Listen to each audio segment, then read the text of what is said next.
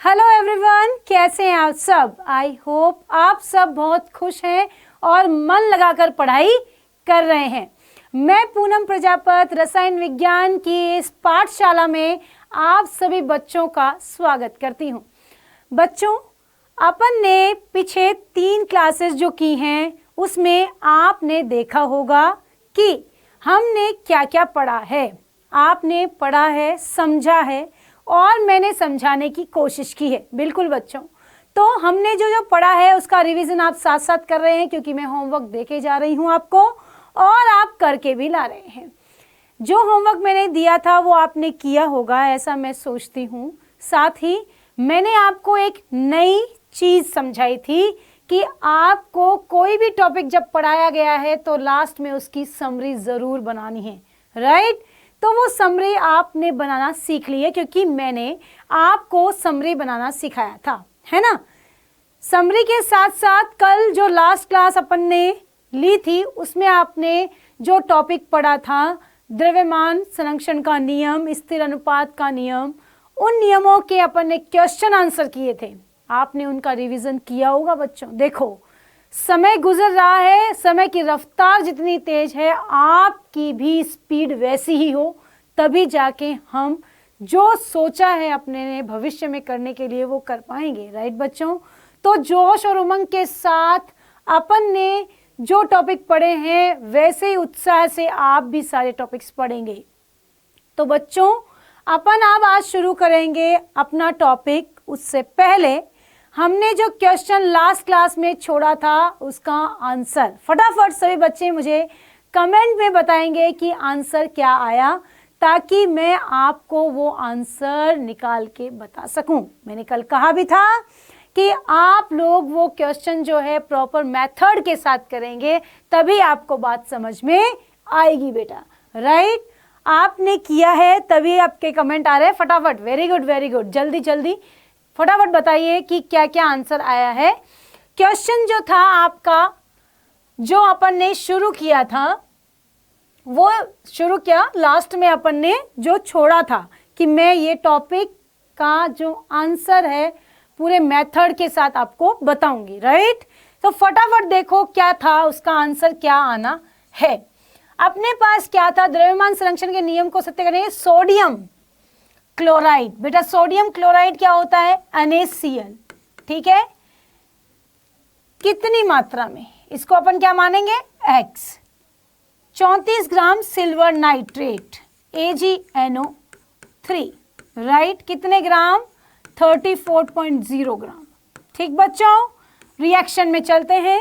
Reaction में क्या बना, प्लस माइनस, राइट।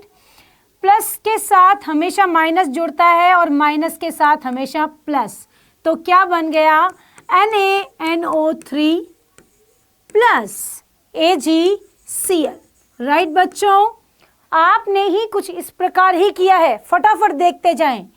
तो अपने पास सिल्वर नाइट्रेट 34 ग्राम हमने लिख लिया, ये आपस में प्रतिक्रिया करके 17 ग्राम सोडियम नाइट्रेट NaNO3 कितने ग्राम, 17 ग्राम, ठीक बात है।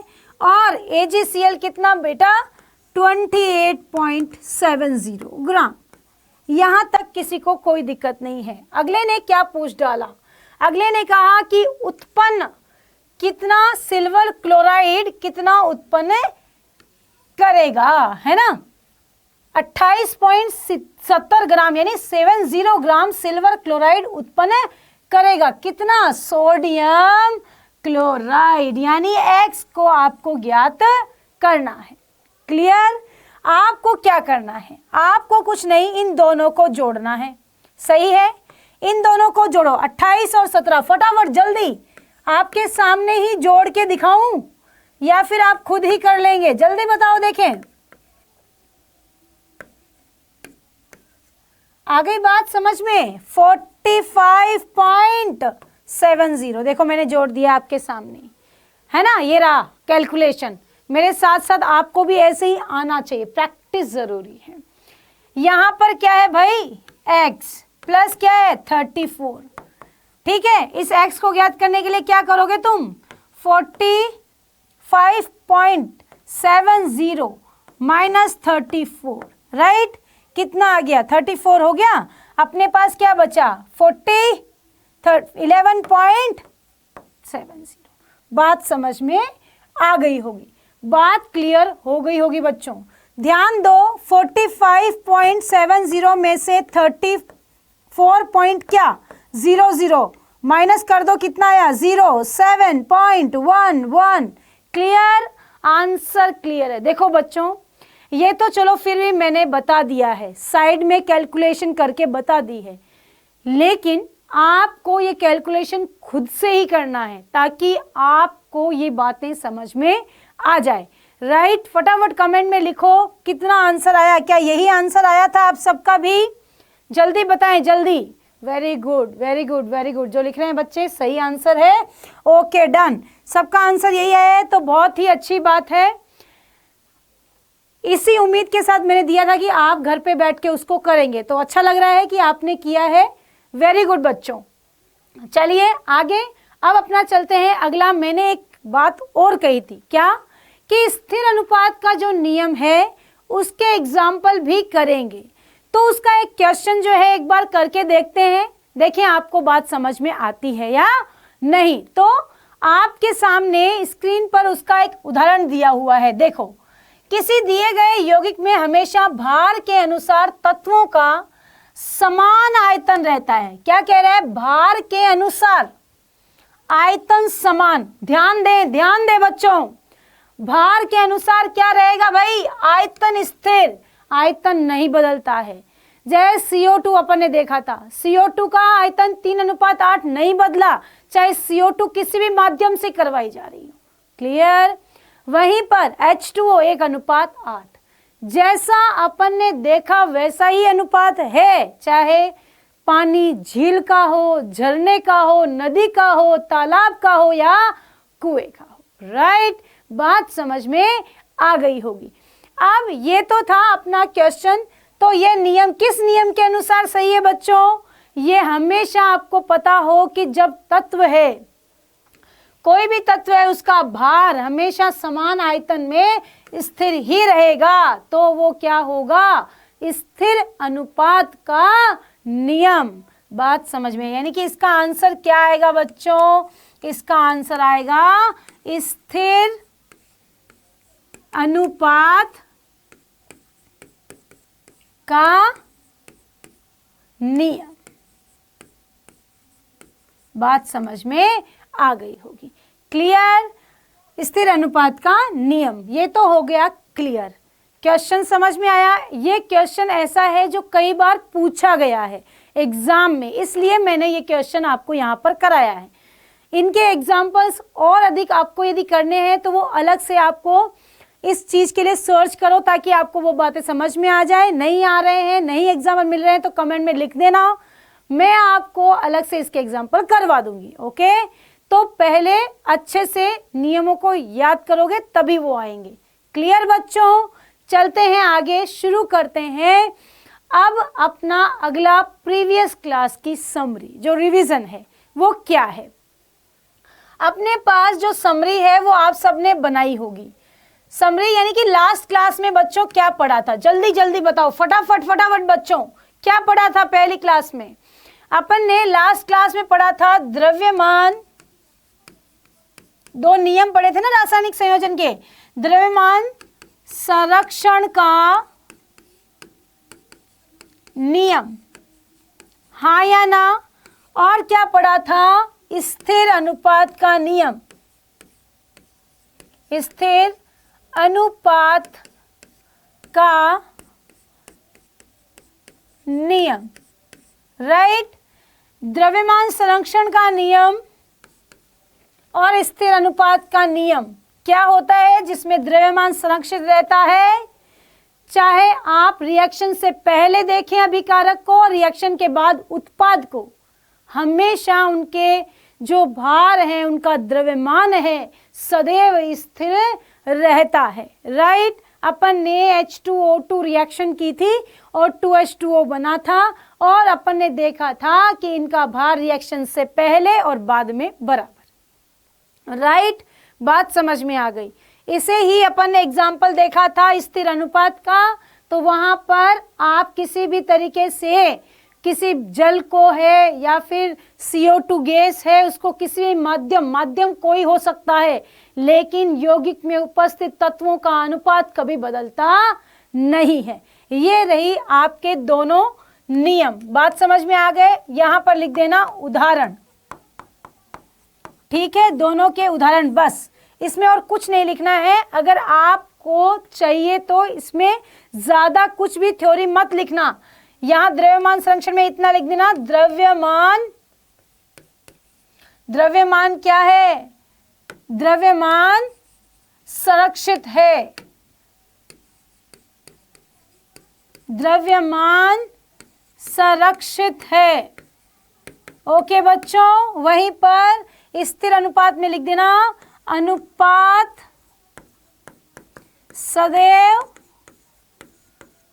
स्थिर, बस इससे ज्यादा कुछ नहीं। समरी मीन्स 2 मिनट में पूरे 1 घंटे की क्लास को समराइज करना, इसे ही समरी कहा गया है भाई, संक्षिप्त में व्यक्त करना। ओके चलो जी, बात क्लियर हो गई, कल की बातें पूरी हुई।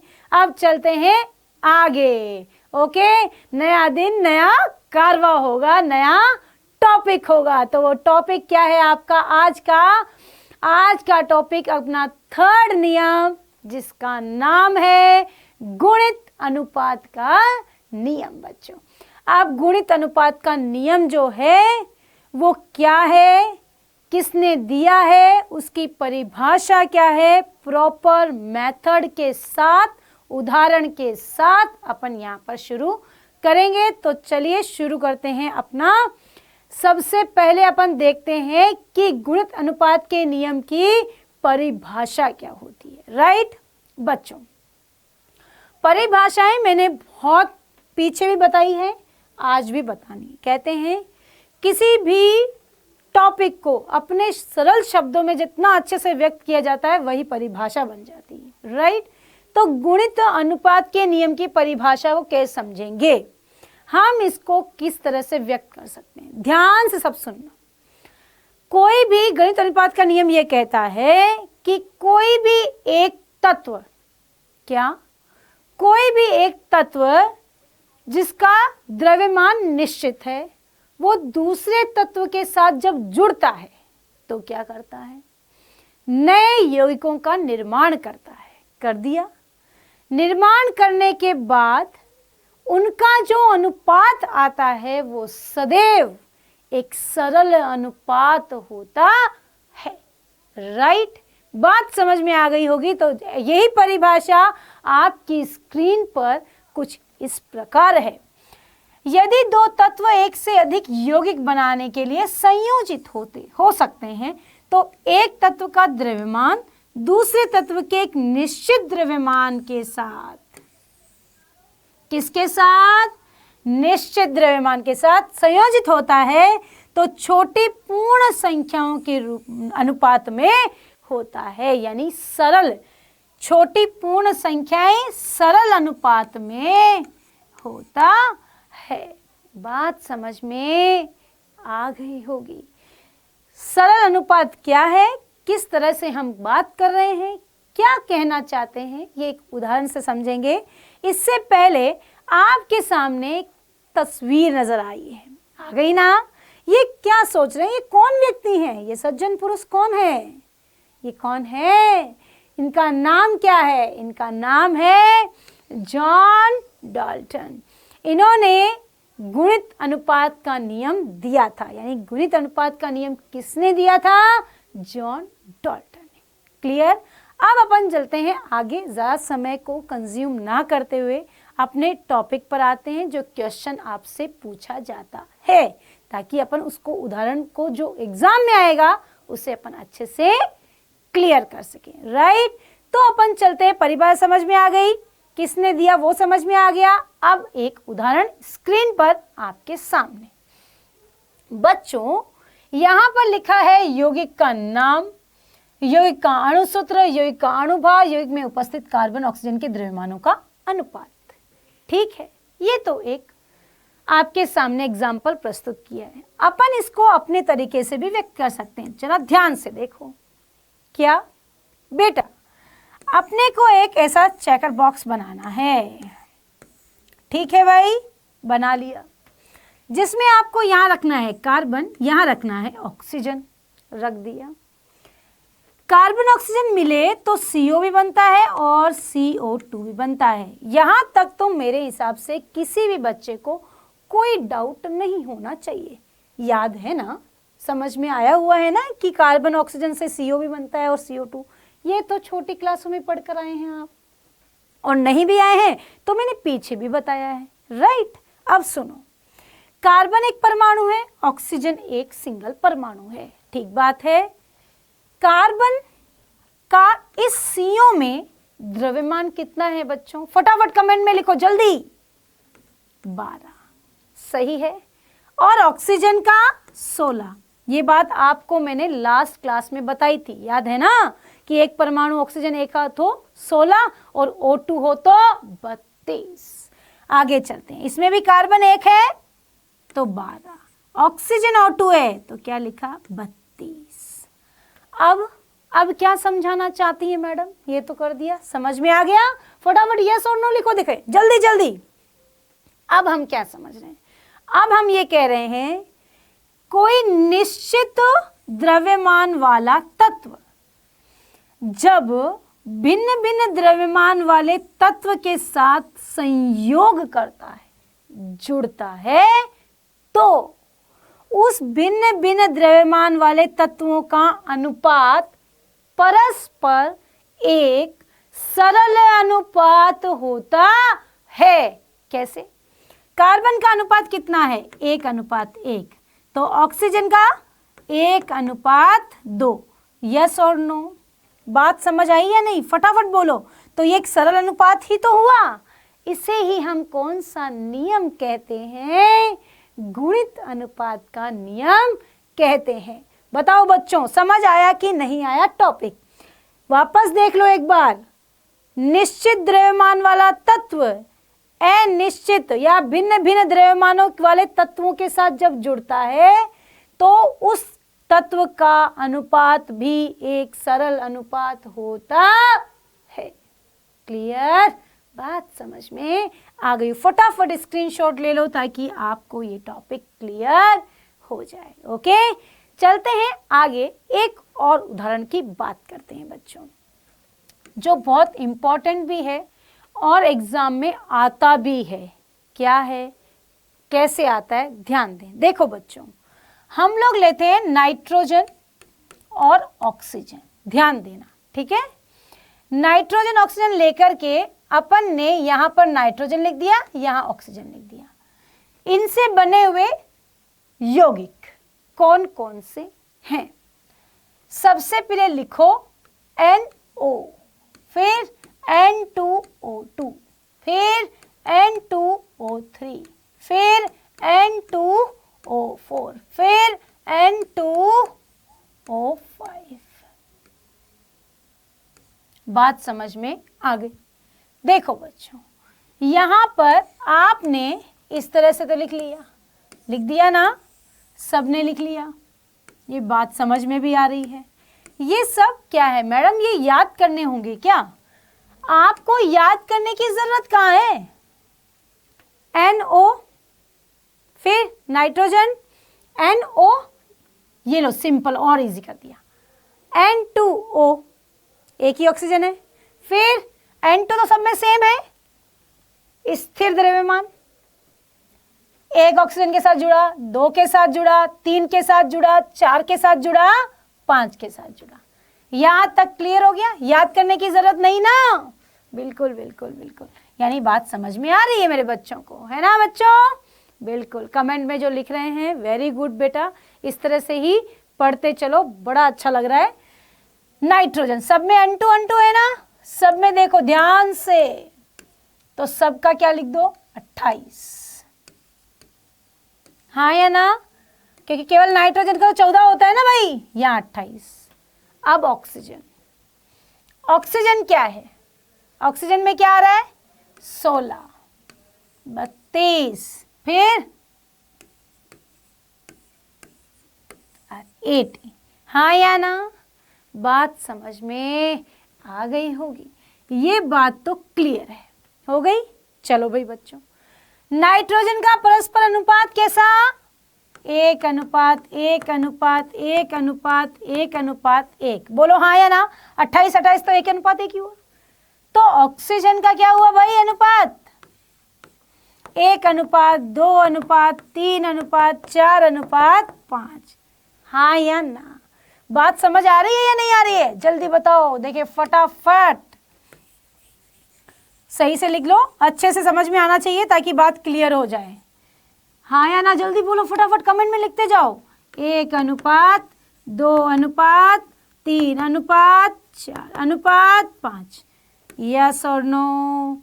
देखो जी, 1:1:1 सरल अनुपात है, तो क्या नीचे वाला एक सरल अनुपात नहीं है क्या?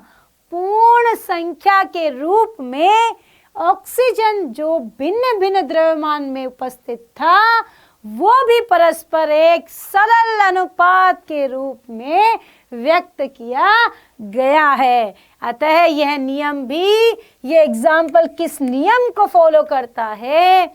गुणित अनुपात के नियम को फॉलो करता है। बात समझ में आ गई होगी।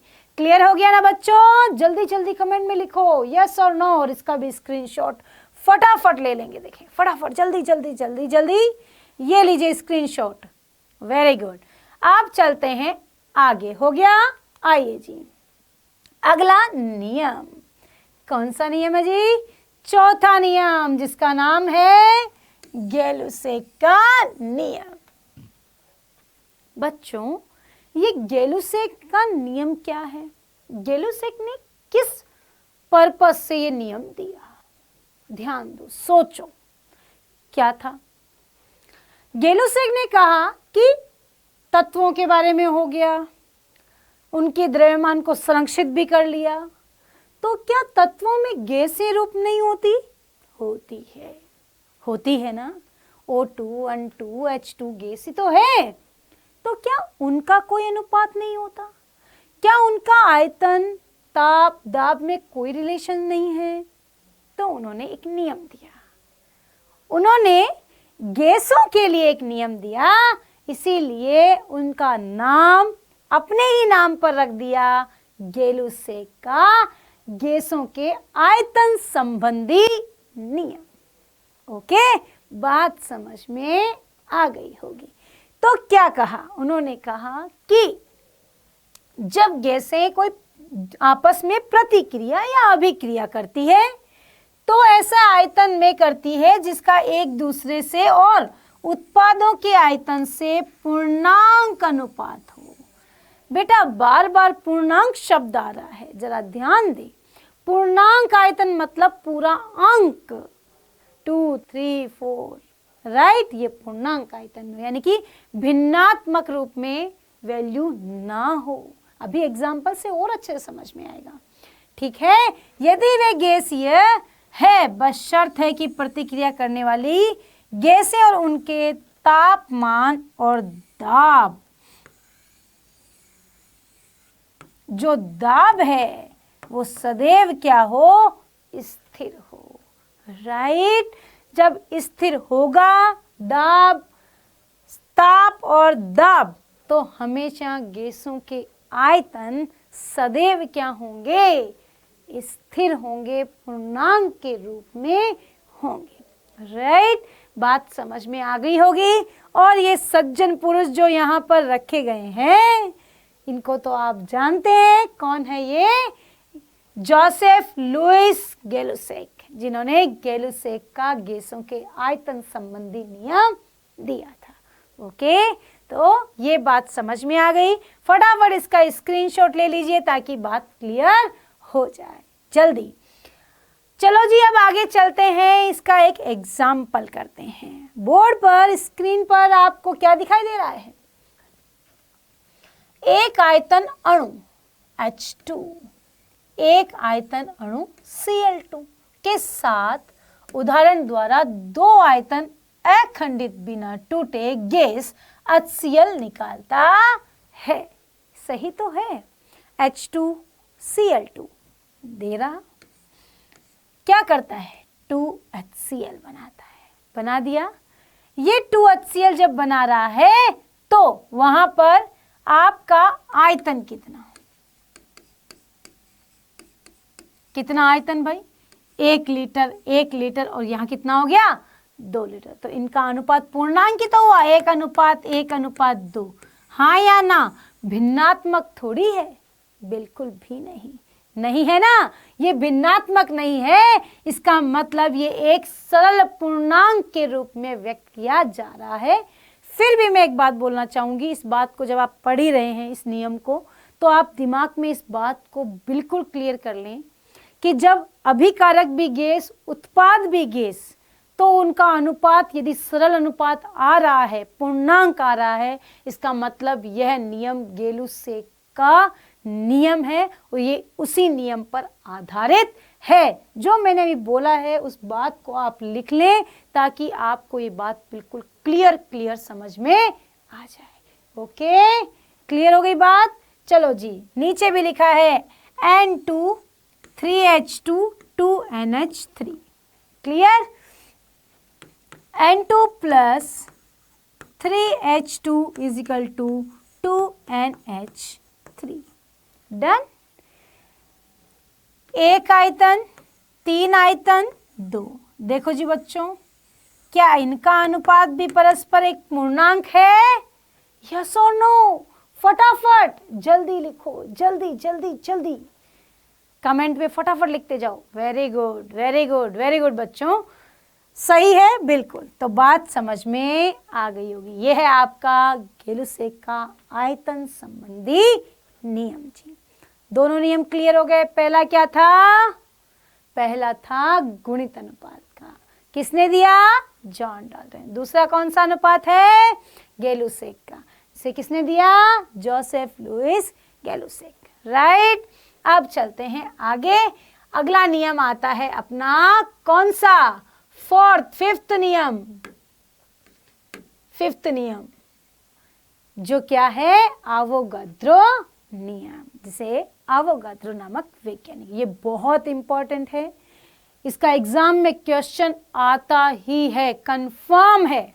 इसको थोड़ा डिटेल में डिस्कस भी करेंगे, इसके एग्जाम्पल भी करेंगे, न्यूमेरिकल भी करेंगे इसका, ताकि आपको बात समझ में आ जाए। ओके, चलिए जी।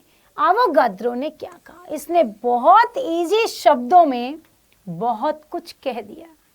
इसने क्या कहा? इसने कहा कि कोई भी यौगिक हो, उसका आयतन जितना होगा उतने ही उसमें अणुओं की संख्या होगी। यानी हमेशा V समानुपाती क्या? N। V आयतन, N अणुओं की संख्या। क्या कहा था? परिभाषा आपके सामने है। एक ही ताप दाब पर सभी गैसों के समान आयतन में अणुओं की संख्या सदैव क्या होती है बच्चों? समान होती है। क्या होती है? अणुओं की संख्या आयतन में हमेशा समान। 2 आयतन 2 अणु, 1 आयतन 1 अणु, 4 आयतन 4 अणु, 3 आयतन 3 अणु। ओके, बिल्कुल बात समझ में आ गई होगी। तो प्रारंभ में तो इसको आवोगाद्रो परिकल्पना कहा, लेकिन प्रयोग होने के बाद में इसे क्या कह दिया? आवोगाद्रो नियम कह दिया। ओके, बात समझ में आ गई होगी। तो चलते हैं आगे। आगे देखो जी बच्चों, आगे है बात समझ में अगला। अब महत्वपूर्ण कुछ बातें। बच्चों, महत्वपूर्ण कुछ बातें क्या है? क्या कहना चाहते हैं? देखो बेटा, अभी मैंने बोला कि जितना आयतन उतने उसमें अणु, ठीक है, कोई दिक्कत नहीं, लेकिन अणुओं की संख्या क्या? आपको पता होगा, आपने छोटी कक्षाओं में, कक्षा 9th में 10th में देखा है कि टीचर्स आपको आवोगाद्रो संख्या के बारे में बता देते हैं, है ना? बस वहां यही पता था कि एक संख्या है जिसे आवोगाद्रो संख्या कहते हैं। पर क्यों? ये क्या था? आवोगाद्रो ने क्या सोच के बोला? उन्होंने कहा कोई भी पदार्थ है, ध्यान देना बेटा, ध्यान, कोई भी पदार्थ है, यौगिक बोल देते हो, चलो यौगिक बोल देते हैं, ठीक है, पदार्थ को छोड़ो, कोई भी यौगिक, ठीक, उस यौगिक में या कोई भी परमाणु या कोई भी अणु, ठीक। फॉर जैसे एग्जाम्पल H2O है, केवल हाइड्रोजन है, केवल ऑक्सीजन है, हो गया। कोई भी तत्व है, परमाणु है, अणु है, यौगिक है, उनमें कण तो है, उन कणों की संख्या हमेशा कितनी होगी और वो कब निश्चित होगी। तो उसके लिए उन्होंने क्या कहा, देखो, किसी भी गैस के 1 ग्राम अणुभार में अणुओं की संख्या समान होती है। इस संख्या को अवोगाद्रो संख्या कहते हैं। उन्होंने स्पष्ट कर दिया, कभी भी कहीं पर भी कैसे भी अगर आपने 1 ग्राम अणुभार में अणुओं की संख्या देखी, 1 ग्राम अणुभार में अणुओं की संख्या, वो हमेशा जो भी होगी उसे अवोगाद्रो संख्या कहेंगे, क्योंकि इन्होंने सबसे पहले रिसर्च किया, इन्होंने ही बताया, इसीलिए इनके नाम पर रखा गया। सेकंड है ना इंपॉर्टेंट बात। सेकंड क्या कहते हैं, ये जो संख्या है इसका मान विभिन्न विधियों से ज्ञात किया गया और मान प्राप्त क्या हुआ, 6.022 इंटू 10⁻23। आजकल ऐसा भी है, ये डिजिट थोड़ा ज्यादा है, 6.022 के बाद में जो है वो 98 आया हुआ है, तो वो संख्या जो है इंक्लूडेड कर दी जाती है और यहाँ पर कई जगह ऐसा लिखा गया है 6.023 इंटू 10⁻23। ये भी सही है, अपने को तो पर यही याद रखनी है ताकि आपको इजी रहे। ओके, चलिए जी, बराबर बात है। तो बात समझ में आ गई क्यों दी संख्या, क्योंकि सबसे पहले इन्होंने ही वो रिसर्च किया। सेकंड, थर्ड पॉइंट क्या कहता है, किसी पदार्थ के 1 मोल में उपस्थित कण, परमाणु, अणु या आयन, ठीक है, की संख्या हमेशा किसके बराबर होगी। सबसे इंपॉर्टेंट है भाई, सबसे ज्यादा इंपॉर्टेंट, ट्रिपल स्टार, 1 मोल। बच्चों 1 मोल मतलब क्या, कोई भी पदार्थ का मोल जो है वो परमाणु भार, चाहे वो यौगिक है तो यौगिक का अणुभार, परमाणु है तो परमाणु भार, वो हमेशा 1 मोल के इक्वल चलता है। ठीक है, ध्यान रखना किसके इक्वल चलता है, 1 मोल के। जैसे कि H2O है, अब H2O का अणुभार 18 1 मोल के बराबर है, तो उसमें कणों की संख्या कितनी होगी, अवोगाद्रो संख्या के बराबर होगी। राइट, बात समझ में आ गई होगी। ध्यान रखो अवोगाद्रो नियम क्या है, V समानुपाती N। मैं वापस बता रही हूं ध्यान से, V समानुपाती N, जितना आयतन उतने अणुओं की संख्या। सेकंड, अवोगाद्रो संख्या क्या कहती है, अवोगाद्रो नियम क्या कहता है, क्यों दिया गया, ये संख्या क्यों नाम आई, क्योंकि अवोगाद्रो संख्या इसलिए क्योंकि उन्होंने सबसे पहले बताया कि कोई भी संख्या है उस संख्या का जो 1 ग्राम अणुभार होगा उसमें क्या होगा, अणुओं की संख्या हमेशा समान होगी। और जो संख्या उन्होंने बताई वो 6.022 इंटू 10⁻23, जो हमेशा 1 मोल के इक्वल चलती है। अर्थात किसी भी तत्व का अणुभार, परमाणु भार 1 मोल के इक्वल चलेगा और 1 मोल में परमाणुओं की, अणुओं की, कणों की संख्या सदैव 6.022 इंटू 10⁻23 होगी। क्लियर, यहां तक ये नियम समझ में आ गया। तो फटाफट चलते एक अपन करते हैं उदाहरण। उदाहरण क्या कह रहा है, मैंने जो बताया वो उदाहरण आपकी स्क्रीन पर आपको अब समझ में आएगा जो मैंने अब तक बोला है। कार्बन क्या है भाई बच्चों, एक परमाणु है कि नहीं, फटाफट बोलो जल्दी, परमाणु है। उसका द्रव्यमान संख्या या क्या कहें परमाणु भार कितना है, 12, तो 12 ग्राम बराबर 1 मोल। क्लियर हो गई होगी बात, हाँ या ना, 1 मोल उसका परमाणु भार या फिर अणु भार। सेकंड, H2O क्या एक अणु है, यौगिक में अणु, अणुभार 18, 1 मोल जल में 18 ग्राम, तो 18 ग्राम जल में कणों की संख्या अवोगाद्रो संख्या के क्या होगी बच्चों? बराबर।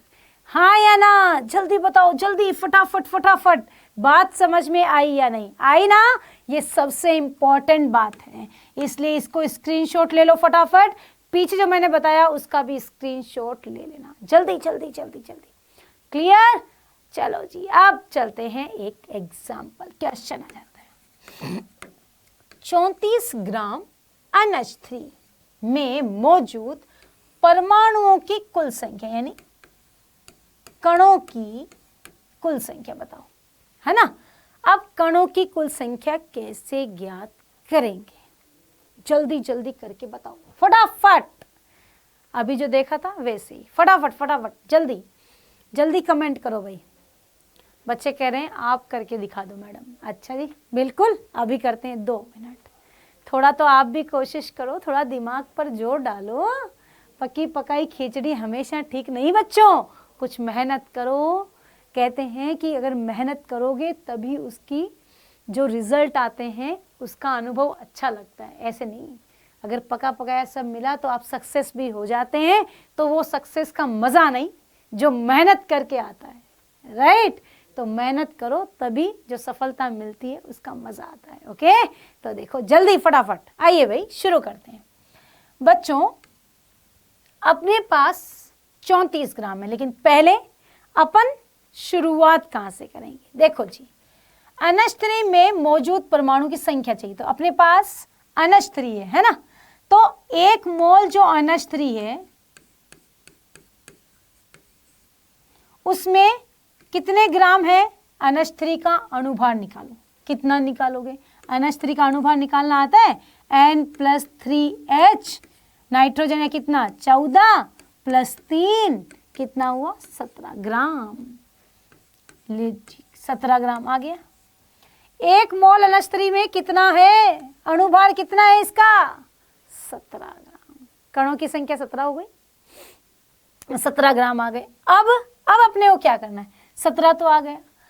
अगर 17 है तो 17 ग्राम में 17 ग्राम NH3 में क्या? कणों की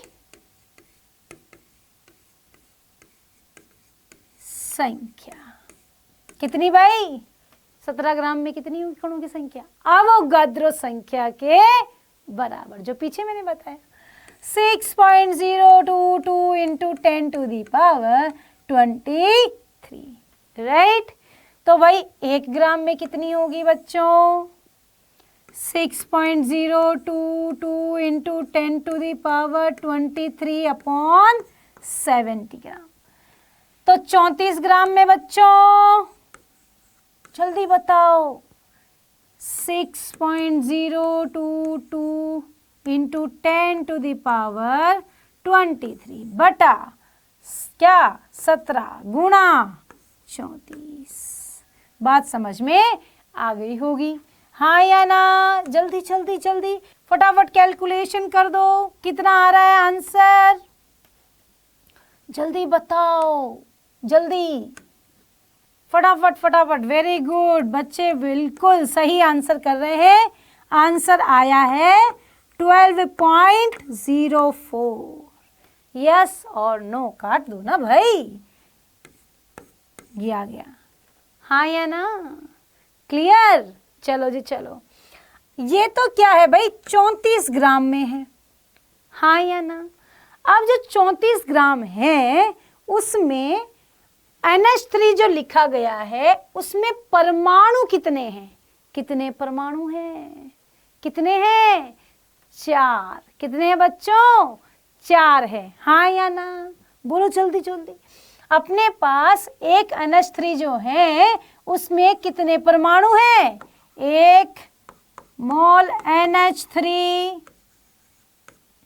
में परमाणु की संख्या कितनी है? 4। गिन लो, नहीं पता है तो। NH3, 1 nitrogen plus 3 hydrogen, total कितने हो गए? 4, हाँ या ना? चलो जी, हो गए। तो बताओ 32 ग्राम NH3 जो है उसमें परमाणुओं की संख्या कितनी? 4 गुणा 12.04, हाँ या ना? तो 48.04 आंसर आ गया है। बताओ जी, बताओ, समझ आया कि नहीं? जल्दी बताओ, क्लियर हुआ कि नहीं? जल्दी जल्दी जल्दी। मेरे होनहार बच्चे हैं, सबका आंसर सही आया है। देखो, जिन्होंने कुछ ने तो कहा कि मैम आप ही करके दिखा दो। अरे हम तो करके दिखा देंगे, लेकिन आपको आ रहा है ना। देखो, आप खुद से कर रहे हैं तो आंसर भी सही आ रहे हैं ना। ऐसा नहीं है, कहीं नहीं लिखा है कि अपने को नहीं आता है या हम नहीं कर सकते हैं। ऐसी किसी भी बुक में नहीं लिखा है कि कोई भी कार्य असंभव है। अगर करना चाहें तो असंभव में क्या छुपा है बच्चों? संभव, राइट। तो जल्दी जल्दी आ गई बात समझ में? तो इसका स्क्रीनशॉट आप ले सकते हैं। फटाफट देखें, जल्दी से एक स्क्रीनशॉट ले लो ताकि बात क्लियर हो जाए। ओके, चलो जी, आपके तीनों नियम कंप्लीट हैं। ओके, तो जी तीनों नियम आपको समझ में आ गए। टोटल 5 नियम मैंने करा दिए, पांचों के पांचों उसके न्यूमेरिकल, उनके एग्जाम्पल्स सारे आपको करवा दिए हैं। इनसे जो क्वेश्चन आने वाले हैं वो भी आपको मैंने हिंट कर दिया है कि कौन से क्वेश्चन किस प्रकार से पूछे जा सकते हैं। ओके, तो अच्छे से बात समझ में आ गई होगी। अच्छे से इनको नोट्स में लिखेंगे, इनकी समरी बनाएंगे ताकि नेक्स्ट क्लास में आप मुझे बता सकें कि यस मैडम हमने समरी बना ली है। और आप बच्चों इस तरह से यदि समरी बनाते रहोगे तो आप लास्ट में ये जब चैप्टर खत्म होगा तो आपको लगेगा ये तो केवल मात्र 2 पेज का चैप्टर है, क्योंकि आपकी समरी बिल्कुल क्या है, आधा पेज भी नहीं है, राइट।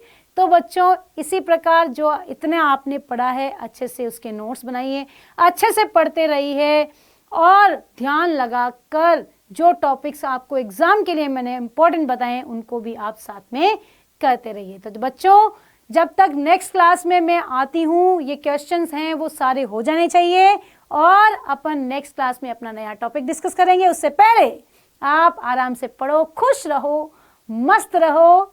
Okay, thank you.